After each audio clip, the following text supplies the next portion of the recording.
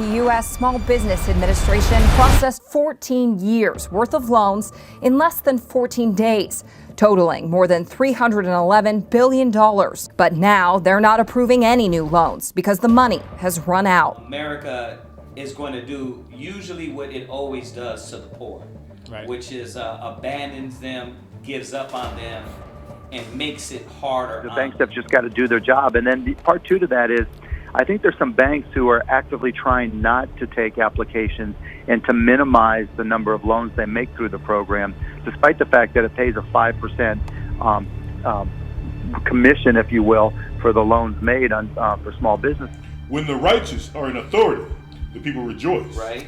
But when the wicked bears rule, the people mourn. Right. And it's a constant theme when you deal with America, when you deal with politics.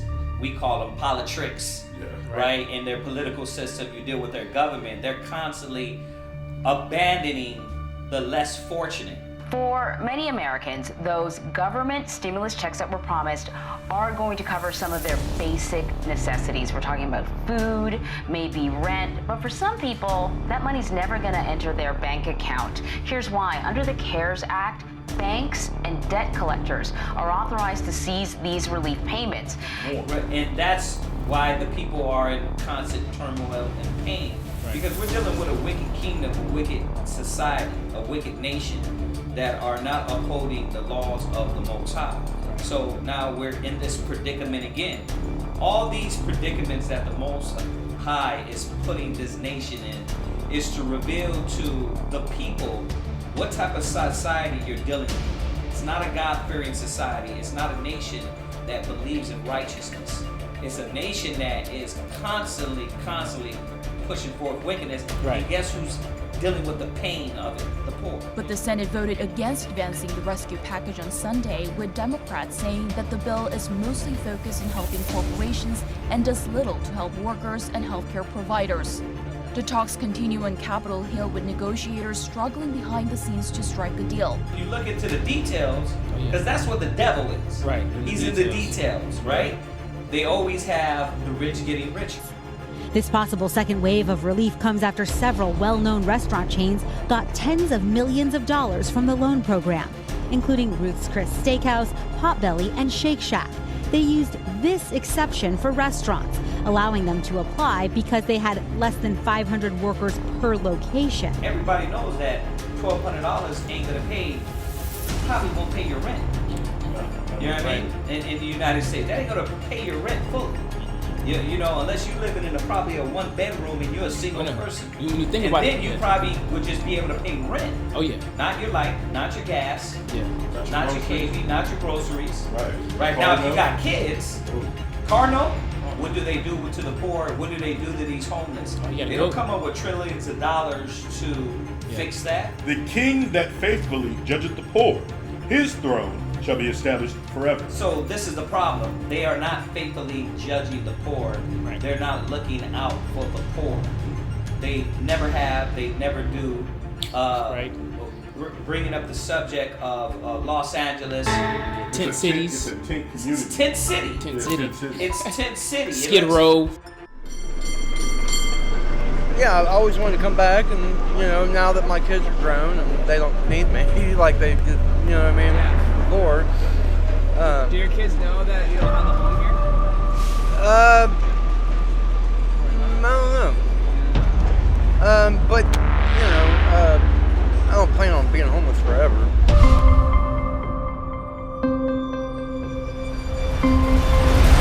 So the homelessness in San Francisco is out of control. And I would say the majority of people that are homeless are not homeless. They're mentally ill / drug addicts.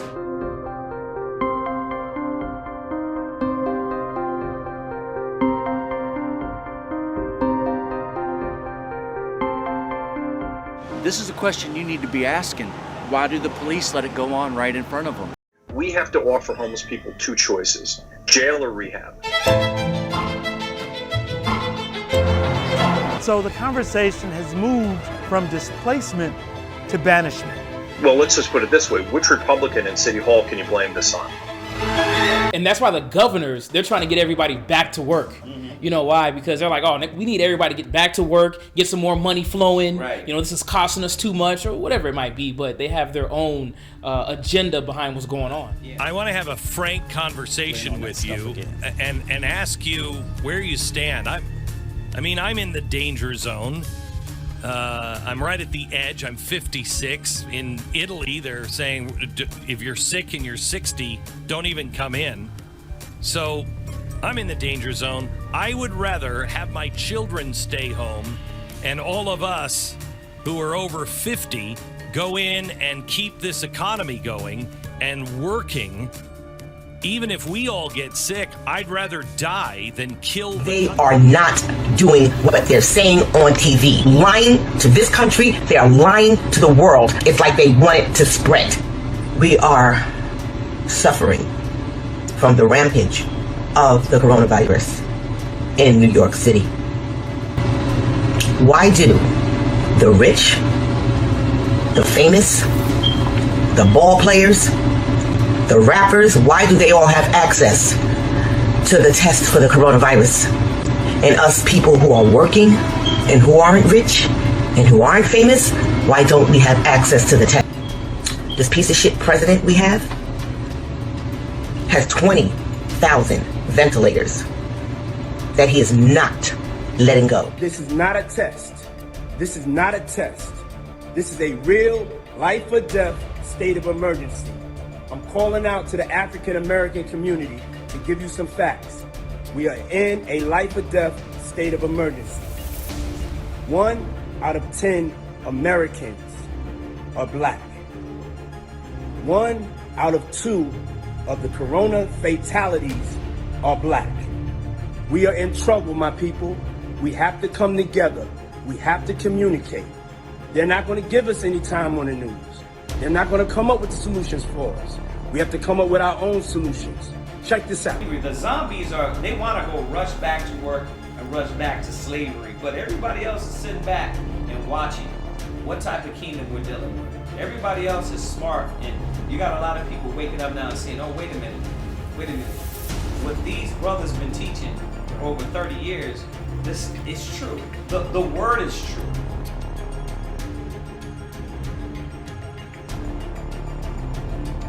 Trump doesn't care about black people. Trump doesn't care about black people. We unplugged from the matrix. We unplugged from the American system because we already understand what's happening.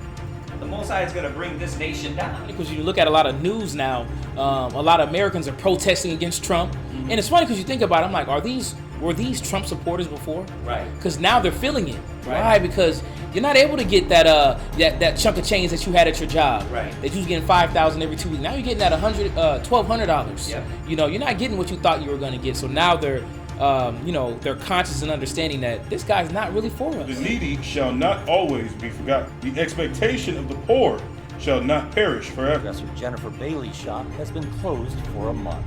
I haven't even received my stimulus check. So I've gone 30 days with zero income.